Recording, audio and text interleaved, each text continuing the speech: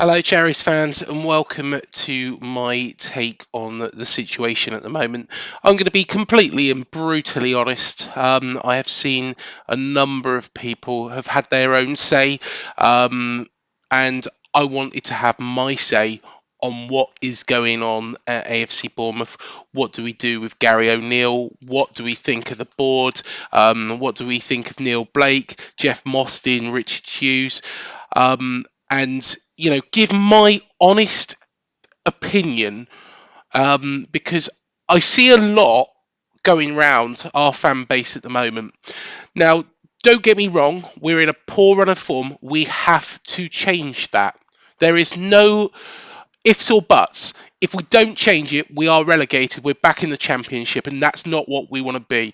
We've just spent a lot of money on 6 new signings. So at the end of the day, Bill Foley doesn't want that.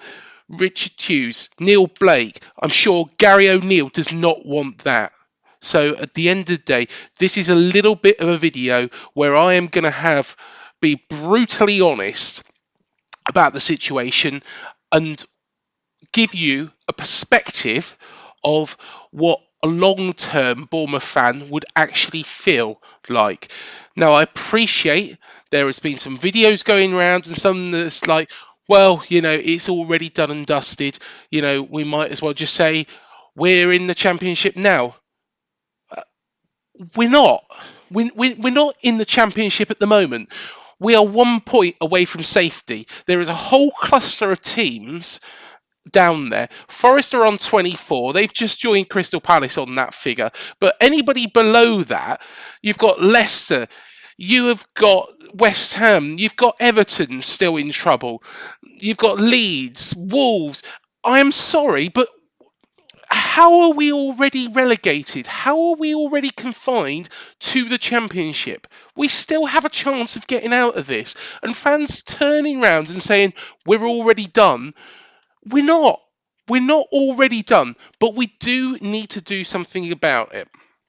So this is what this video is all about. And I'm going to show my passion. I'm going to show my frustration in this video because I think it's needed, on so many levels. So let's rewind back to that game at Anfield. Now, I went to that game at Anfield along with Sam and Matt. We'd just been beaten by Arsenal 3-0. To be honest, in the first 10 minutes, we might as well rolled over and just let Arsenal, pummel us. But they didn't. And to be honest, the third goal, Saliba couldn't do nothing about. The Man City game was fairly decent. Of course, we won the first game of the season against Aston Villa.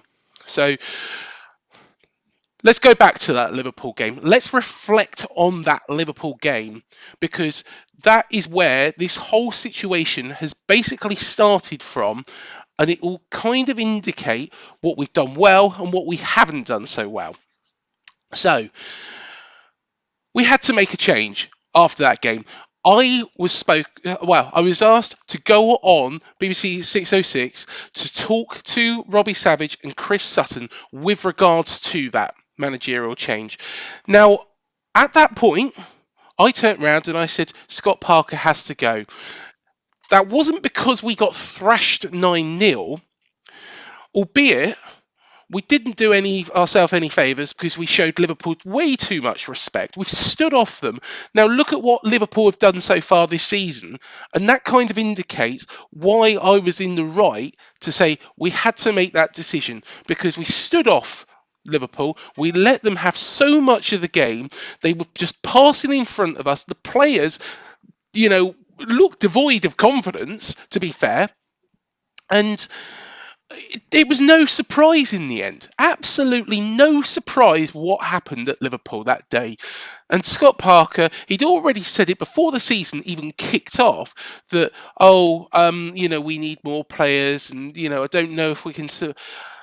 And then, of course, we come to that Liverpool game and he says the same things afterwards. Oh, we can expect more defeats like this. That is not... If you've got a group of youngsters in your side, and we've got Jadon Anthony, Jordan Zamora, players like that, Senesi had just joined. What was Senesi thinking? after that game? Was he thinking, oh, our manager thinks that we're going to get pummeled 9-0 every week? Why the bloody hell have I come here? That's probably what he thought. Um, we had to make that change, and we did. Now, we come on to appointing Gary O'Neill. Now, at the time, Gary O'Neill was kind of thrown into the job. He was the man that we turned to, the man we looked to take on this job. Did he ask for it? We never know. We'll never know if he asked for the job. But he took on the job. Now, his first thing that he had to do that morning after Scott Parker had got sacked was pick those lads up, because that Wolves game was midweek. We only had a short period of time to actually get back to some sort of meaning result. Now, I've seen, and I'm not going to name who it is, I have seen fans saying that that Wolves game, was drab. It was boring. Should have done more against them. It was Wolves. I'm sorry, I'm not buying any of that. That was the best result you could get after being pummeled 9-0. It's a clean sheet. It's a point on the board. It doesn't matter if it is Wolves or if it's Barrow. It doesn't matter. It doesn't matter. It was a result to get that confidence back into the boys and then to push forwards. And we did that. Gary O'Neill did that to a T. I don't care if it wasn't the most exciting game in the world. It was a result. It was a result off the back of a 9-0 defeat. It kind of put that 9-0 defeat to bed. Now, I know, and I've spoken to many managers in the past, and I know from a fact that after a heavy defeat, the last thing you want to do is go get beat again. Because as soon as you go get beat again, what are the players going to think? That's not a one-off. We're not good enough. It would play on the players' minds. They showed in that game they were good enough. So we went into the game in September against Nottingham Forest. Now, an away game. Gary O'Neill's first away game, the first away game since being pummeled by Liverpool. We were 2-0 down against Nottingham Forest. And Gary O'Neill had the sense to change things up, and we went and won that 3-2. I've heard it all. Again, I've heard it all, and it's only started to come out now. Everybody was delighted after that match. Everybody was singing Gary O'Neill's praises. We've got 4 points out of 6. Brilliant, fantastic stuff. It's only come out now. And why has it only come out now that, we was 2-0 behind. We shouldn't have been 2-0 behind. We shouldn't do that all the time. Then we won 3-2. I am sorry. I am absolutely sorry. But that is a good turnaround from being 2-0 down away at a team like Nottingham Forest, who, remember, are doing pretty well now. They needed a reaction of their own. And that's what they actually got. But we then went and got a reaction ourselves. So you cannot knock Gary O'Neill for that. He come back from a 2-0 deficit. Then Newcastle away. And this is the one, somebody turned around and said, we did all right that day. Yes, we did all right that day. We did very, very well that day. We shouldn't have been, like some people have said, 2-0 down at the break. We did a good job on an Eddie Howe side. It probably helped that we knew Eddie and how he plays, but we did a job on them. And we are one of the only few teams that have come away from St James's Park with something this season. And Gary O'Neill deserves maximum credit for that. And as a start, you take those 3 games into account. After that Liverpool game, I was really, really worried. Walking back to the car from Anfield, I was really worried. When we got 5 points out of 9, I was absolutely delighted. We looked to be pushing ourselves up the table. We looked like we could play in this league. And I still believe that. I still believe the players that were here at the very start are good enough to play in this division. So, went into October. And again, I've seen a video and I am going to respond to that video. And everybody knows who that video is from, but I am going to be brutal and honest. I'm not going to say who it's from, but Brentford 0-0. It wasn't particularly the greatest of games. I'm going to admit it wasn't the most exciting of games, but it was a result. It was a result again. It was a point on the board. Brentford are a tough side. We nearly won the game at the end. Don't forget that. We nearly won the game at the end. We was unlucky. Brentford could say that they were unlucky. Ivan Toney had a chance as well. But admittedly, we did well that day. We didn't, play out of our skins, but it was a result. Of course, Leicester then come visiting, and we was 1-0 down. To be honest, disappointing. I've got to admit, disappointed. And then we turned it round, and we won 2-1. Now, before anybody says anything like, oh, well, we shouldn't have been 1-0 down and all this,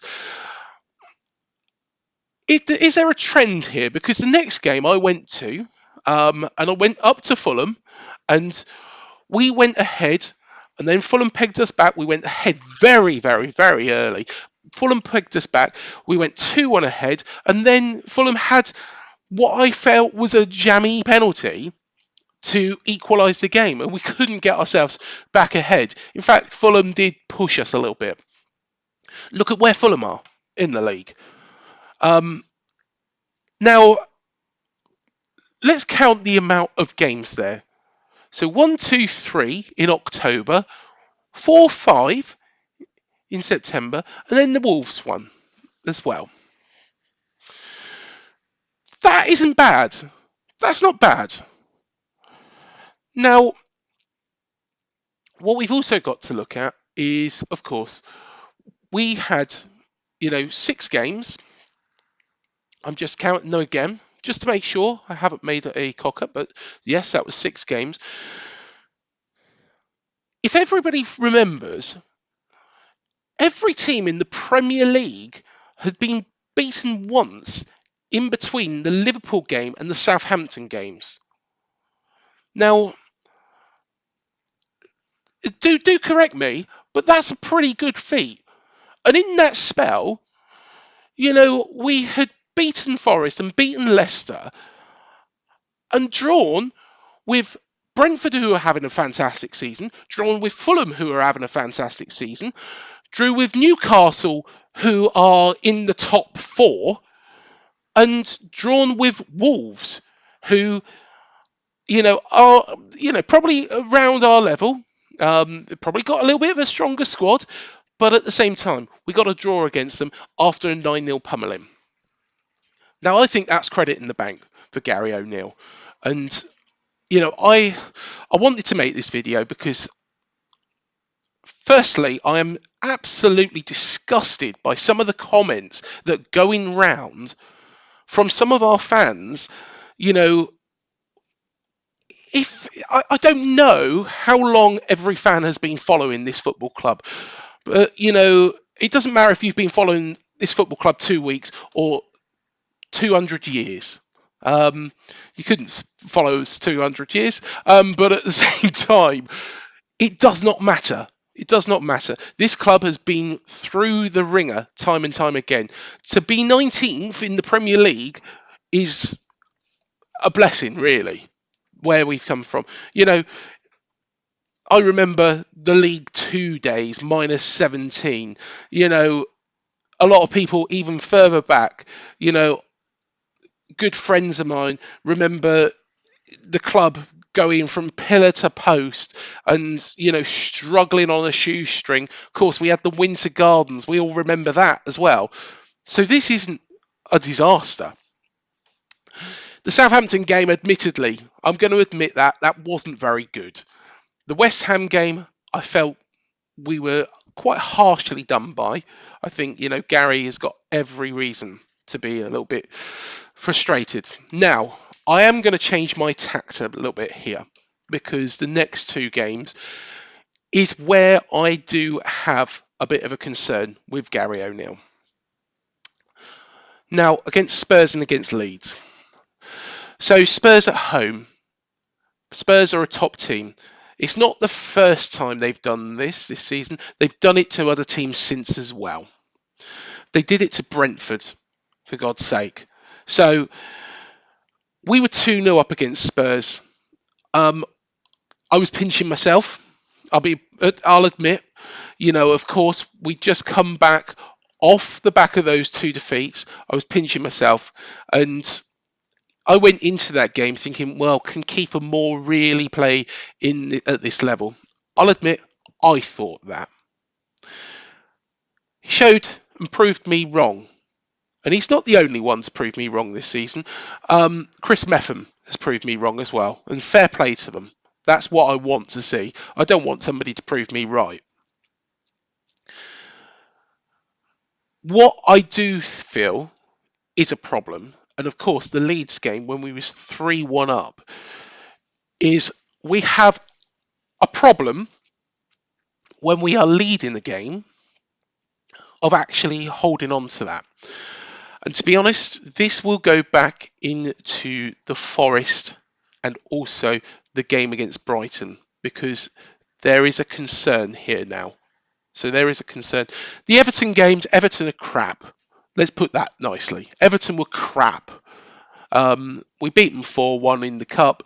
To be honest, I was a little bit worried off the back of that because I thought, well, they know how we're played. And we beat them 3-0 in the league. They were rubbish. Put nicely, they were rubbish. I thought they were dead certs to go down. Of course, in December, knocked out the Carabao Cup, by the by. The Chelsea game, Chelsea are Chelsea. Just because we've got a good record historically against them, it doesn't mean that we have got a divine right to beat them every time. Against Crystal Palace, very disappointing.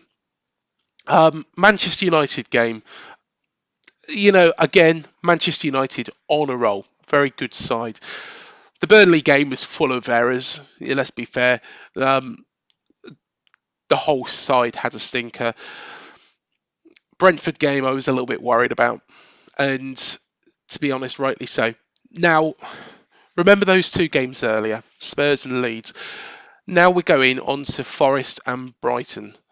Now, the Forest game, I thought we played well. I think there was definitely room for improvement.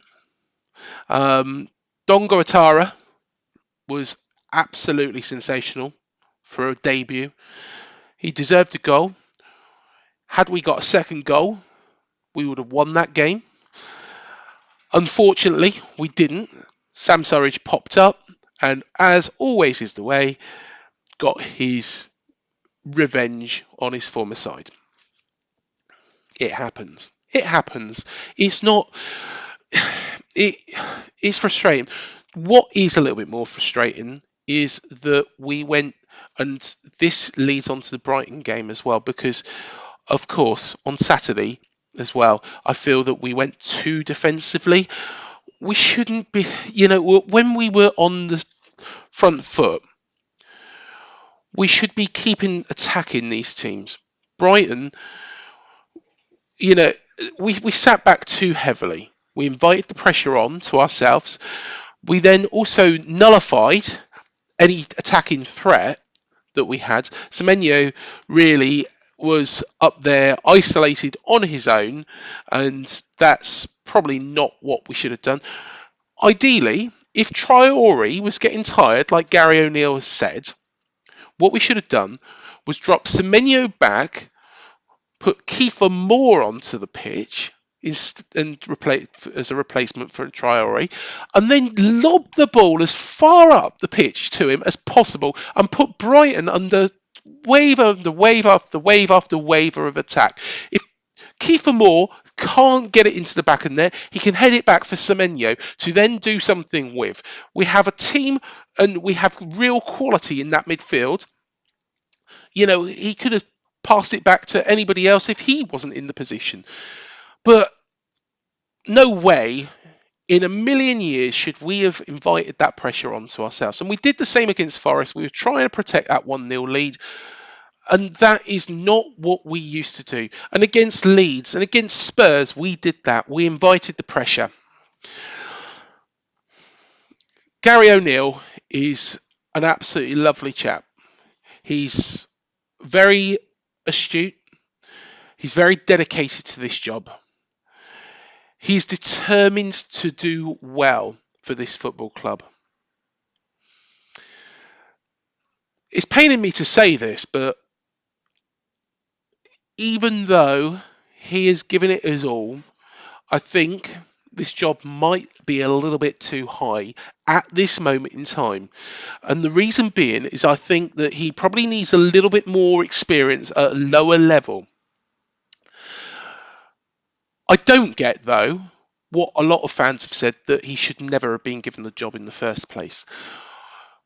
Some people said Bielsa, Knutsen, Dyche. Now, Dyche has got off to a fantastic start for Everton. To be honest, that is probably the name that will be linked to this all over now, because people will think, well, why did we not get Dyche? Why did we not get Dyche? Do we have the players to play in the Dyche system? Everton do. You know, they have Tarkowski, who, of course, scored against Arsenal, who's used to that Burnley system.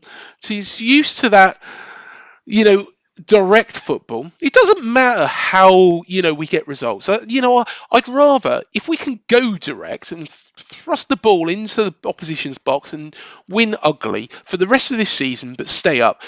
Don't give a shit. Put nicely, do not give a monkey if that is how we are going to stay in the Premier League.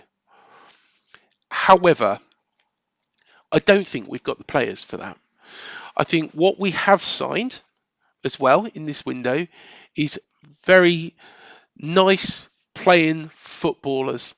So footballers who will pass around, footballers that will make things happen, footballers that probably play in the Eddie sort of way, which maybe is what we are trying to replicate. Marcelo Bielsa. Now, Bielsa is a short-term manager. We've seen it before that, he was quite loyal to Leeds, but, he doesn't like to join mid-season to clubs. If some rumours are to be believed, Everton did speak to him and he turned down Everton, and probably for that sole reason. He might have turned us down. How does anybody know if Bielsa wanted to come or not? Nobody knows. Nobody knows in a million years whether or not Marcelo Bielsa wanted to come to this football club or if he didn't. He might not have been a success at all. He might have been terrible. He might have relegated us. He might have cleared out all the backroom staff and then decided when we went down to the Championship, I don't want to be here. I want to be somewhere else. And then what do we have? We've not got the likes of Tommy Elphick and Sean Cooper. We've not got, the stuff that's made us so successful. Who knows what Bielsa could have done and who he could have cleared out?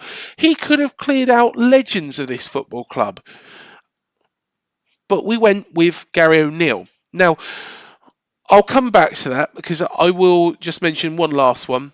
Kjetil Knutsen, that has been flagged up again. Kjetil Knutsen is the manager of Bodo Glimt. Bodo Glimt are in the Norwegian Football League.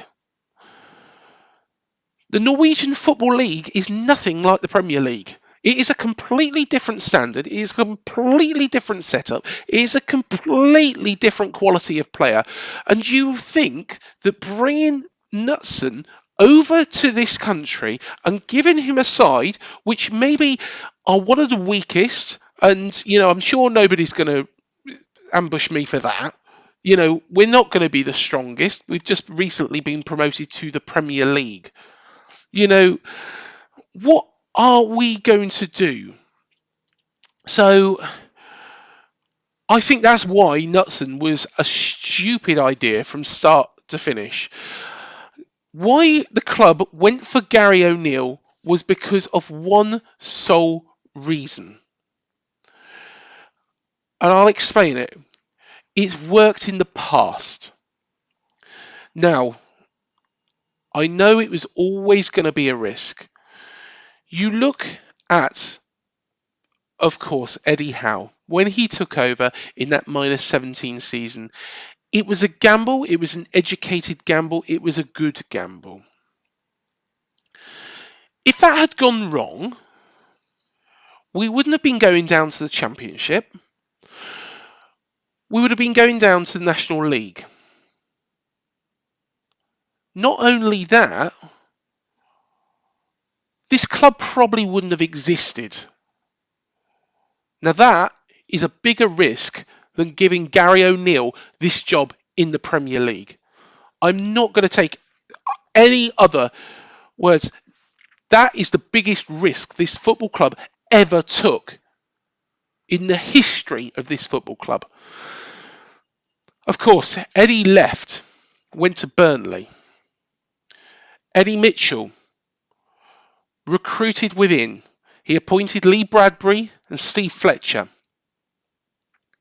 Again, a risk.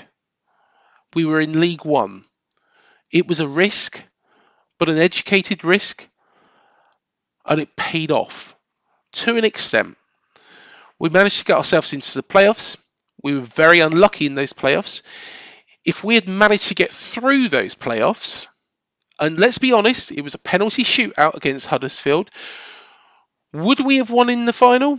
I don't think Swindon were particularly very good.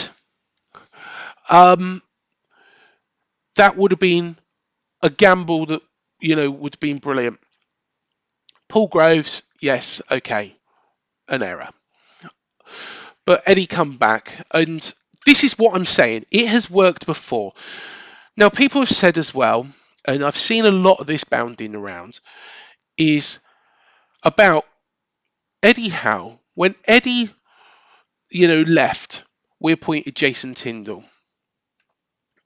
Now, Jason Tindall, again, loyalty, loves the club. It made sense. It made sense. Jason deserved his chance, and I don't think any fan can deny that. Who else should we have got in? Yes, we was after Scott Parker at this point, but who else would we have got in? But Jason did the best he could, really, with his knowledge. He's a coach. He is a coach. He's a fantastic coach as well. But it didn't work. It didn't work. We saw that firsthand. Jonathan Woodgate come in. Now, Jonathan Woodgate had recently joined the club, and personally, I thought, well, he didn't do a great job at Middlesbrough, but he did well. He did all right.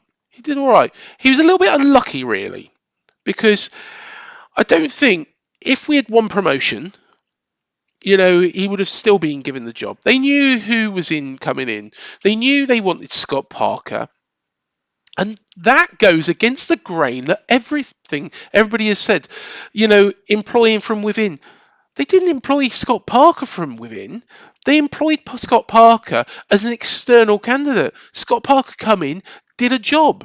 And he, regardless of what I thought of Scott Parker, and how disappointed I was post Liverpool in him, really, let's be fair, if he had kept his trap shut after that, got the team back to winning ways, he'd probably still be in the job now. He would have got the money that he would have loved to have had in this January window. He probably would have got the players he wanted. Um, it was That's what I mean. Is we haven't always recruited from within, but when we have, it's worked. It's worked in the past. Now, Gary O'Neill, he's been thrust into a situation which is going to be very, very difficult for any manager. You put me or any fan in charge of a Premier League team tomorrow, put us in charge of this football club tomorrow, are we going to be successful? Probably not. But Gary O'Neill was working and was been working hard for many years, and he got an instant response. The current form is not good. Admittedly, it's not good. It's shown where Gary O'Neill's failings are. But that doesn't mean that he's a bad manager. It doesn't mean he's a bad manager at all. It doesn't mean that he's... And some of the pictures I've seen on Twitter are absolutely disgraceful towards Gary O'Neill. I think, he's shown that he can do a job. He can do a job. He needs somebody behind him with a bit of experience. And, if it doesn't work out here, and I don't think it's going to at this point in time, I think what we've got to look at is that Gary has done a job and done it to the best of his ability.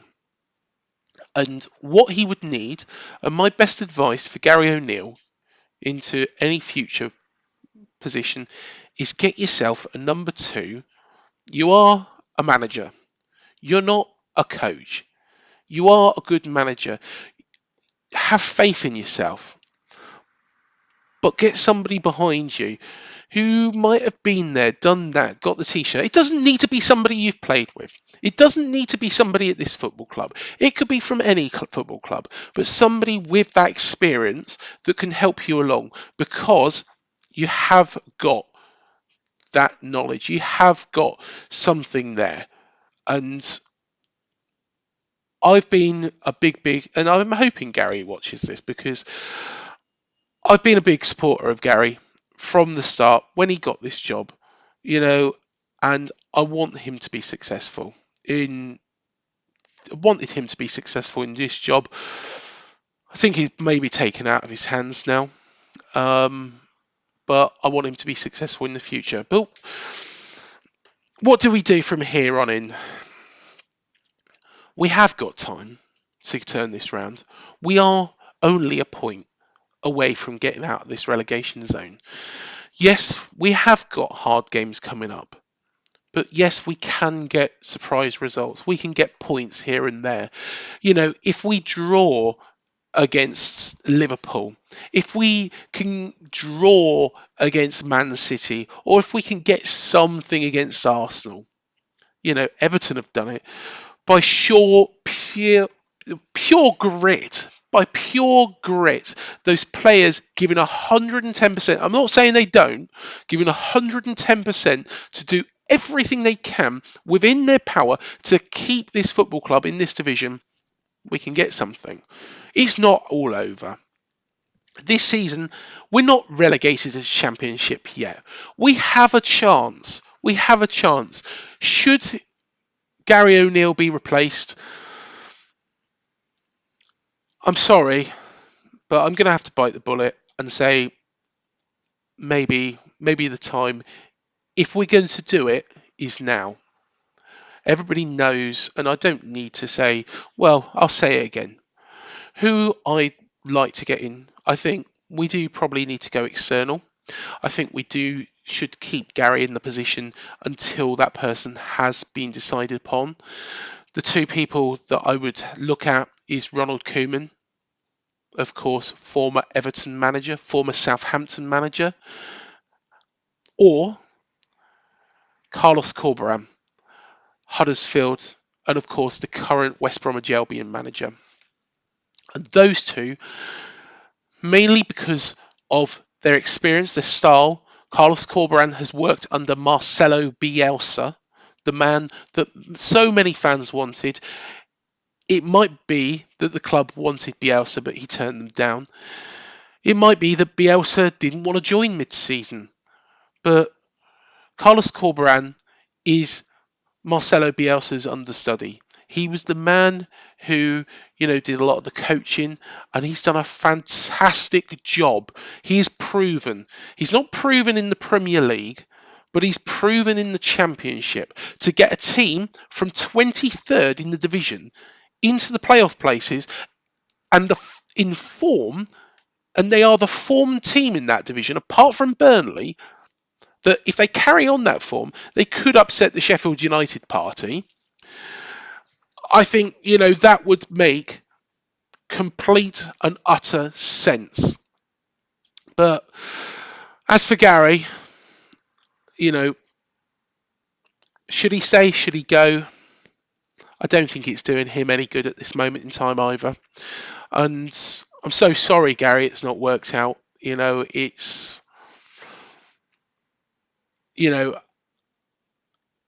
apps.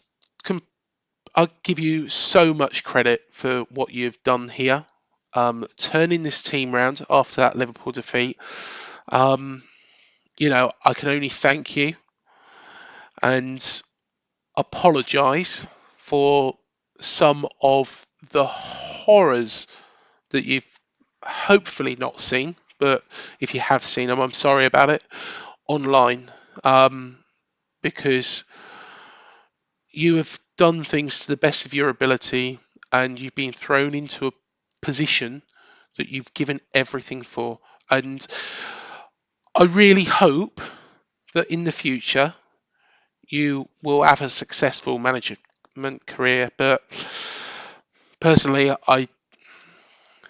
you might be in the dugout against Newcastle, but it really does depend. I just don't know, and I can't see a way forward, unfortunately. But that is my honest opinion. So, yes, it's disappointing. Yes, if this continues, we're going down. We're going into the Championship. But we're not relegated yet. Some fans and big names have turned round and said, it's already done. It's all pretty much ready done. The inevitability is happening.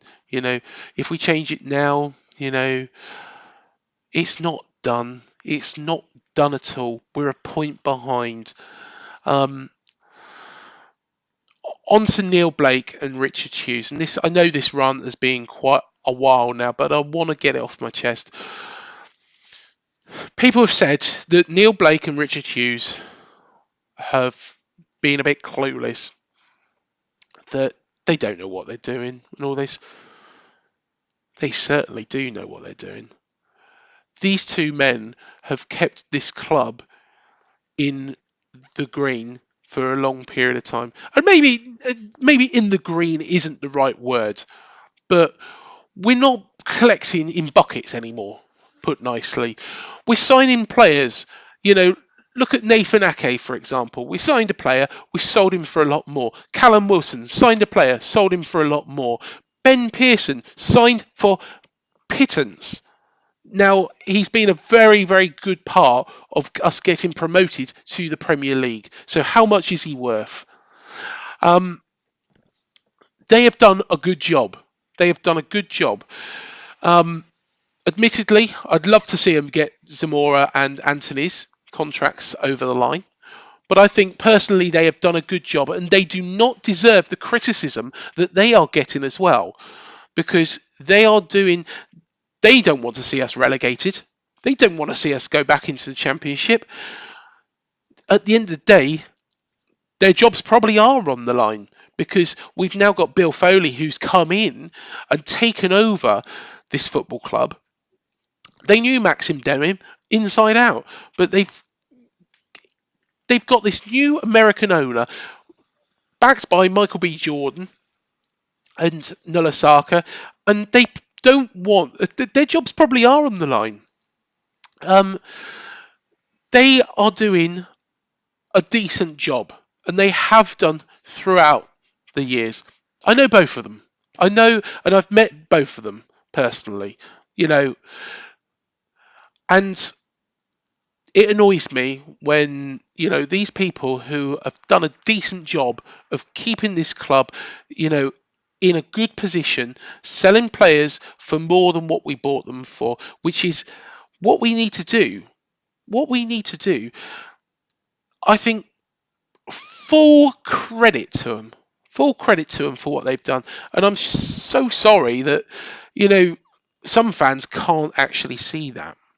I'm not having a go at all fans. Everybody's got an opinion, but it's the personal side of things. And I want to have my say. It's not an attack on fans, this. Lastly, Jim Frivola has been quite active on Twitter. Some people have said that he's brought it on himself, that, fans are going to ask him questions and fans are going to chase him and try and get answers. It's not his fault. By all means, air your frustrations, but in a sensible way. Just say, look, Jim, is it time for a change? But don't just... What we need to be doing here is we need to be all coming together at this point in time. Now, we know that things might have to change. We know that the manager might have to change. And I'm not blaming Gary O'Neill and turning around and saying Gary O'Neill's done a terrible job, because he hasn't. He's probably just lacked that little bit of experience that maybe, if we had had an assistant manager in place as well alongside him, it might have done a little bit better. But we need to come together. We need to back this team throughout the rest of this season to get ourselves out of this situation. Because wouldn't it be amazing, come to that Everton game, if we are either safe or have a chance of survival? Hopefully we're the right side of that dotted line going into that Everton game and not having to beat Everton to stay up. But if we are, so be it. But those sort of things will only happen if we all come together as fans and back this team and knocking Gary O'Neill, knocking the players. It's just, we just need to bring it all together, because that's my honest opinion. Gary hasn't done a bad job at all. He started very well, probably dropped the ball. After the World Cup, it's all fallen apart. Unfortunately, that's where experience comes in. That's where Eddie, I remember Eddie managed to get 4 points out of 8 games at the start of, I believe it was 17-18 season. Somebody can correct me. I'm sure you will do if I've got that wrong. So it happens to the best of managers. It happens to the best of managers. Look at Alex Ferguson, for example. He wasn't always, winning games. He went through difficult spells. Arsene Wenger went through difficult spells. These are two of the biggest names in football management history there. Brian Clough got Nottingham Forest relegated. And that's after all the success. It happens. It happens. But sticking together now is the way we get out of this.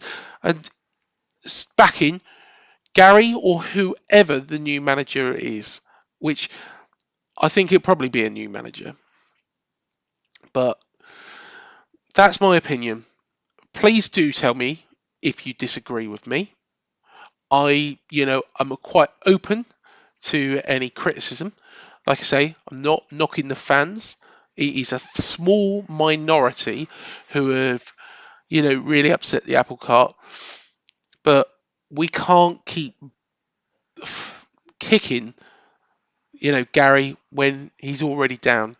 So yeah, let me know what you think, and I'll be interested to read your thoughts. But until the next one, up the Cherries, and let's hope, fingers crossed, by hook or by crook, we can get 3 points against Newcastle.